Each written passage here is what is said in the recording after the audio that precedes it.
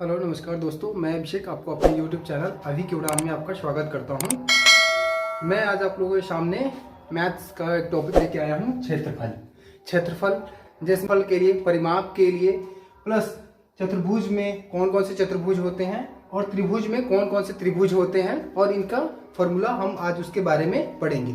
चलिए हम एक एक करके करते हैं। सबसे पहले जैसे क्षेत्रफल में 3 आते हैं, वृत्त, सेकेंड में आता है त्रिभुज, थर्ड में चतुर्भुज। तो सबसे पहले हमारा आता है वृत्त। वृत्त के अंदर केंद्र होता है, वृत्त के बीचों बीच जो मिड होता है, मिड पॉइंट, उसको बोलते हैं हम लोग, क्या बोलते हैं? केंद्र। क्या बोलते हैं हम लोग? केंद्र। और केंद्र से वृत्त किसी भी लाइन को टच करती है, उस लाइन, इस वृत्त के केंद्र से किसी भी लाइन टच करती है, उसको बोलते हैं हम लोग त्रिज्या यानी कि रेडियस। त्रिज्या को रेडियस यानी छोटे आर से लिखते हैं। और वृत्त के किसी भी बिंदु से केंद्र से होते हुए अदर लाइन को टच करती है, इस लाइन को हम लोग क्या बोलते हैं? व्यास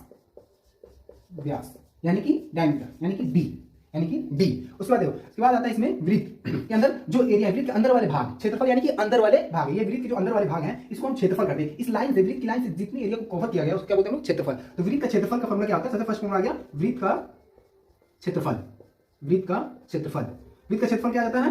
वृत्त का क्षेत्रफल बराबर पाई आर स्क्वायर का मतलब पाई इंटू त्रिज्या का होल स्क्वायर। दूसरा फॉर्मूला आता है वृत्त की परिधि। अब परिधि क्या होती है? जैसे यहां से हम एक वृत्त का निर्माण हो गए, इस लाइन से होते हुए फिर घूमते हुए हम अगर इस लाइन पे आ गए तो वो क्या कहलाती है? वृत्त की परिधि। जितने एरिया में इस क्षेत्रफल को घेरती है, उस बाउंड्री लाइन को हम क्या बोलते हैं? हम लोग परिधि। क्या बोलते हैं? परिधि। तो वृत्त की परिधि बराबर 2 पाई आर यानी कि त्रिज्या। और ये जो रेडियस है, रेडियस क्या होता है? डायमीटर का आधा होता है। यानी कि हम लिख सकते हैं त्रिज्या बराबर d/2 या d यानी कि क्या हो जाएगा? व्यास बराबर 2r। 2r यानी कि त्रिज्या। तो वृत्त की परिधि हम त्रिज्या में भी निकाल सकते हैं और हमें पता है कि 2r बराबर क्या होता है? व्यास। तो हम डायरेक्ट ऐसे लिख सकते हैं वृत्त की परिधि बराबर पाई डी। क्या लिख सकते हैं हम लोग? वृत्त की परिधि बराबर पाई डी यानी कि पाई इंटू व्यास। वृत्त में आगे आता है कि वृत्त किसी भी दो लाइन को टच करती है, इस लाइन को हम क्या बोलते हैं? जीवा बोलते हैं। क्या बोलते हैं लोग? जीवा बोलते हैं। और वृत्त की सबसे बड़ी जीवा क्या होती है? व्यास कहलाती है। तो वृत्त लगभग एरिया और पेरीमीटर पढ़ने के लिए हम लोग का इतना फॉर्मूला काफी है। बाकी जैसे वृत्त में भी त्रिज्यखंड आएंगे, वृत्तखंड आएंगे, ये सब हम आगे वाली क्लास में पढ़ेंगे। ठीक है। वृत्त के आगे क्या है हमारे पास? त्रिभुज। जैसे त्रिभुज में जैसे 3 लाइन से घिरी हुई आकृति को हम क्या बोलते हैं? त्रिभुज। यानी 3 लाइन से घिरे हुए, 3 साइड से घिरे हुए आकृति को हम क्या बोलते हैं? त्रिभुज बोलते हैं। क्या बोलते हैं हम लोग? त्रिभुज बोलते हैं। त्रिभुज।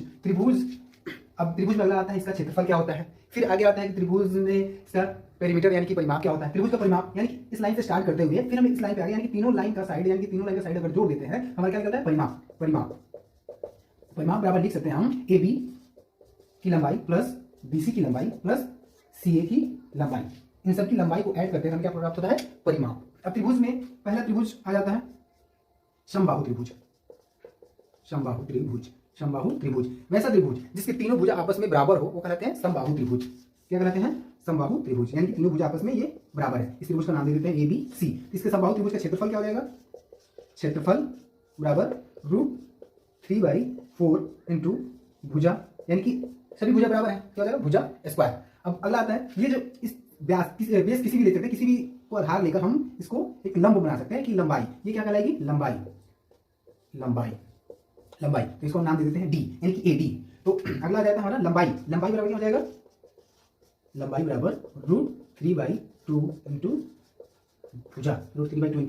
ये हमारे समबाहु त्रिभुज का आ गया। विषमबाहु त्रिभुज। वैसा त्रिभुज जिसके कोई भी भुजा बराबर ना हो वो कहलाते हैं विषमबाहु त्रिभुज। विषमबाहु त्रिभुज का फॉर्मूला, विषमबाहु त्रिभुज का क्षेत्रफल क्या होता है? विषमबाहु त्रिभुज का क्षेत्रफल क्या हो जाता है? √S into S minus A into S minus B into S minus C। अब ये कहिएगा कि S क्या है, A क्या है, B क्या है और C क्या है? सबसे पहले ABC होती है। ABC क्या है? त्रिभुज। जैसे ये समबाहु त्रिभुज, विषमबाहु त्रिभुज हो गया, जैसे विषमबाहु त्रिभुज हो गया ABC, यानी कि ये AB भुजा अलग होगा, BC भुजा का अलग लंबाई होगा और AC भुजा की लंबाई अलग होगा। इस भुजा की लंबाई AB और C है। अब S निकाला, S बराबर क्या हो जाता है? A plus B plus C. A plus B plus C क्या हो जाएगा, इसका परिमाप हो जाएगा। किसी भी त्रिभुज के तीनों भुजाओं को जोड़ दो तो क्या हो जाएगा, परिमाप। But A plus B plus C by 2 कर देते तो हमें क्या प्राप्त हो जाता है, एस। क्या प्राप्त हो जाएगा, एस। तो ये हो जाएगा एस बराबर A plus B plus C by 2। हमारे पास आ गया विषम बाहु त्रिभुज, समकोण त्रिभुज, वैसा त्रिभुज जिसका एक कोण 90 डिग्री का हो। और चलिए एक कोण 90 डिग्री का हो। एक और अच्छा प्रश्न आ गया कि बताइए त्रिभुज के तीनों भुजा का योग। तो त्रिभुज के तीनों भुजा, किसी भी त्रिभुज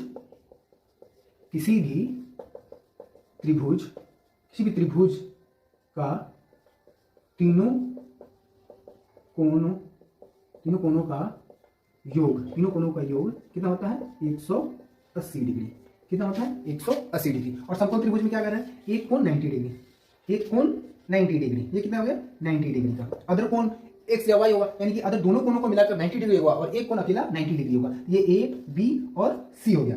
एक कोण 90 डिग्री का, अदर दोनों कोण 90 डिग्री का योग 90 डिग्री होगा। तो चलिए समकोण त्रिभुज में इसको, इस सभी भुजा को बोलते हैं, इस भुजा को बोलते हैं हम लोग कर्ण। इसको बोलते हैं आधार, और इसको बोलते हैं लंब बोलते हैं। इसका क्षेत्रफल क्या हो जाता है, क्षेत्रफल बराबर 1/2 लंब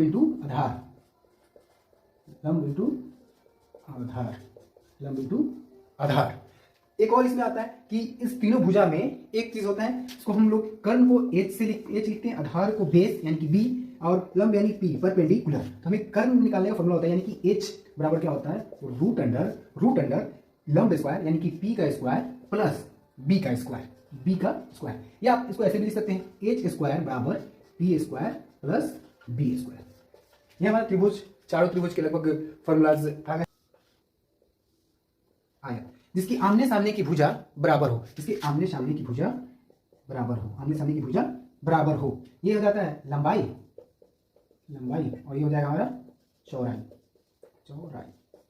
तो आयत में आ जाता है क्षेत्रफल। तो आयत का क्षेत्रफल क्या हो जाएगा, जब हम आयत पढ़ रहे हैं तो आयत का क्षेत्रफल लंबाई गुने चौड़ाई,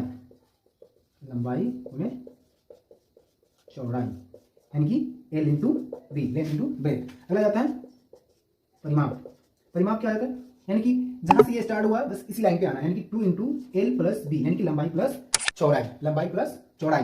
अगला आ जाता है विकर्ण, यानी इस कोण से इस कोण को मिलाने वाली रेखा को क्या बोलते हैं हम लोग, विकर्ण। क्या बोलते हैं, विकर्ण। तो विकर्ण बराबर क्या हो जाएगा, विकर्ण बराबर रूट अंडर लंबाई का स्क्वायर यानी कि एल का स्क्वायर प्लस ब्रेथ का square, L square plus B square. ये हमारा आयत हो गया। अब अगला आ जाता है हमारे पास वर्ग। क्या आ जाता है, वर्ग। तो वर्ग का क्षेत्रफल क्या हो जाएगा, वर्ग का क्षेत्रफल यानी कि वर्ग क्या कहलाता है, जिसकी चारों भुजा आपस में बराबर हो, एक समान हो। तो वर्ग का क्षेत्रफल क्या हो जाएगा, भुजा स्क्वायर। इसकी परिमाप कितना हो जाएगा, 4 इंटू भुजा। विकर्ण कितना हो जाएगा, रूट 2 इंटू भुजा। ये हमारा बेसिक जो भी है क्षेत्रफल के वो क्लियर हो गए हैं। आगे अभी इसमें आगे बहुत से फिगर्स आ जाते हैं, जैसे कि बेलन आ जाएगा, अर्धवृत्त आ जाएगा, वृत्त आ जाएगा, सॉरी वृत्त पढ़ा दिया, अर्धवृत्त, बेलन, शंकु, ये सब आगे वाली क्लास में हम लोग उसको क्लियर करेंगे। चलिए अभी हम आप लोगों के लिए इन सब से एक एक क्वेश्चंस करके देख लेते हैं। तो सबसे पहले बात क्या था, वृत्त। जैसे वृत्त हम क्वेश्चंस लिखते हैं। फर्स्ट क्वेश्चन, एक वृत्त की त्रिज्या 7 सेंटीमीटर है तो उसका क्षेत्रफल, परिधि और व्यास निकालें और व्यास बताएं। तो ऑलरेडी हमने पढ़ा था कि वृत्त का क्षेत्रफल क्या हो जाता है, पाई आर स्क्वायर। वृत्त की परिधि क्या हो जाती है, 2 पाई आर, और वृत्त का व्यास क्या हो जाता है, अगर परिधि दो तो 2 आर। क्या हो जाता है, 2 आर। तो फर्स्ट हमारा क्या है, व्यास क्या होता है, 2 इंटू त्रिज्या यानी कि 2 इंटू 7 यानी 14 सेंटीमीटर। दूसरा आ जाता है हमारा क्षेत्रफल, पाई आर स्क्वायर। अब देखिए पाई का मान क्या रखते हैं हम लोग, पाई का मान रखते हैं हम लोग 22/7 या 3.14। जब आपको क्वेश्चन में कंडीशन दे कि पाई का मान 3.14 रखना है तभी हम उसका यूज करेंगे, अन्यथा हम लोग हर बार 22/7 ही यूज करेंगे। चलिए यहाँ पे करते हैं 22/7। चलिए पहले फॉर्मूला लिख लेते हैं, पाई आर स्क्वायर बराबर 22/7 गुने आर का मान कितना है, 7 गुना 7, सेंटीमीटर इंटू सेंटीमीटर तो स्क्वायर, 7 से ये 7 किया, 7 दूनी 14 के 4 हाथ में 1, 7 दूनी 14 1 15, 154 सेंटीमीटर स्क्वायर, ये हमारा क्षेत्रफल निकल गया। अब आगे क्या था तीसरा हमारे पास, परिधि।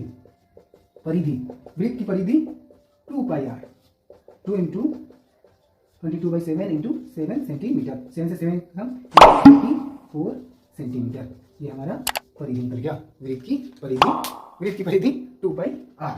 चलिए ये वृत्त क्वेश्चन हम लोग करिए आगे, इसी तरह से हम लोग आगे क्वेश्चंस करते हैं।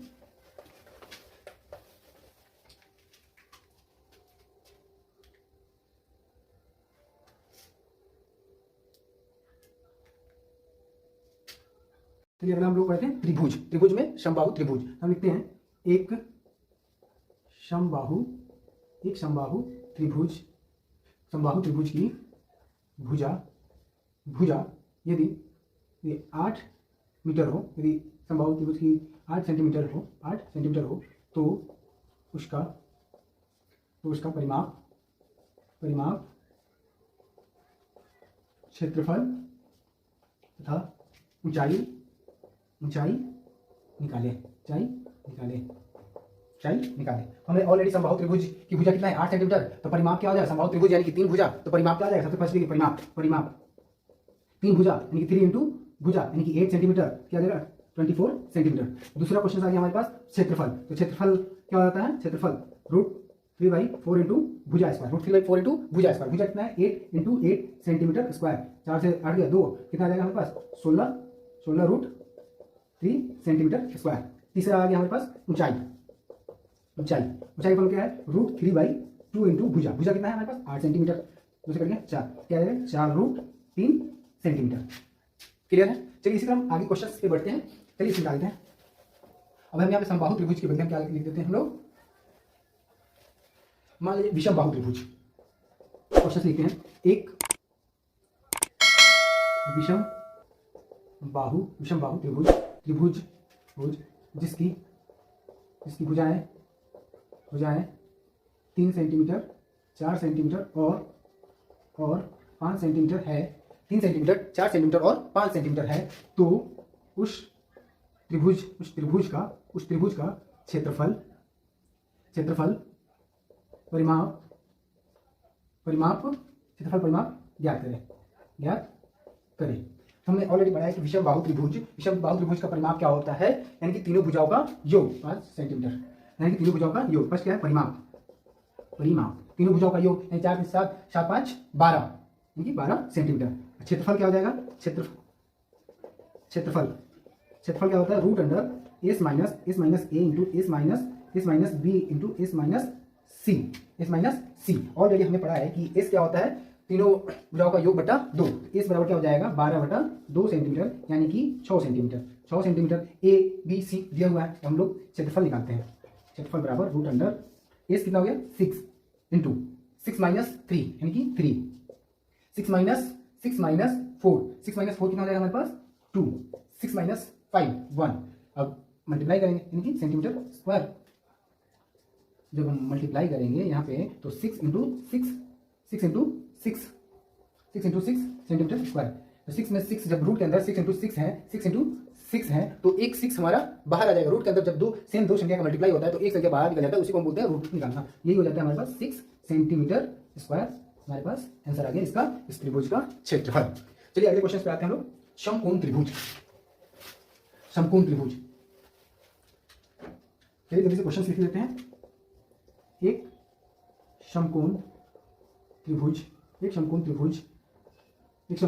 की भुजाएं 3 मीटर 4 मीटर और 5 मीटर है, तो क्षेत्रफल ज्ञात करें। क्षेत्रफल ज्ञात करें। एक समकोण त्रिभुज की भुजाएं 3 सेंटीमीटर 4 सेंटीमीटर और 5 सेंटीमीटर है, इसकी क्षेत्रफल ज्ञात करें।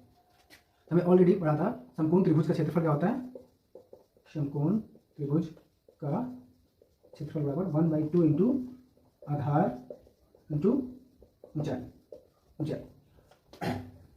अब देखिए समकोण त्रिभुज में हमने ऑलरेडी पढ़ा था कर्ण स्क्वायर बराबर लंब का स्क्वायर प्लस आधार का स्क्वायर। कर्ण यानी h स्क्वायर बराबर p square plus b square. अब ऐसी संख्या का स्क्वायर करना है कि इन दो स्क्वायरों के बीच को जोड़ने पर इसका स्क्वायर, जैसे हम 5 का स्क्वायर करते हैं तो क्या प्राप्त होता है 25 मीटर स्क्वायर।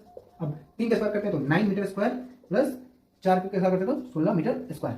16 9 25, 25 मीटर स्क्वायर बराबर 25 मीटर स्क्वायर। यानी कि हम वो कह सकते हैं कि 3 और 4 लंब और आधार होंगे, लंब और आधार होंगे। हम यहाँ पे क्षेत्रफल में, हम लोग क्षेत्रफल में लिख सकते हैं, क्षेत्रफल में लिख सकते हैं 1/2 इंटू लंब 3 मान लीजिए 3 मीटर इंटू 4 मीटर से कटेगा, यानी कि 6 मीटर स्क्वायर, 6 मीटर स्क्वायर।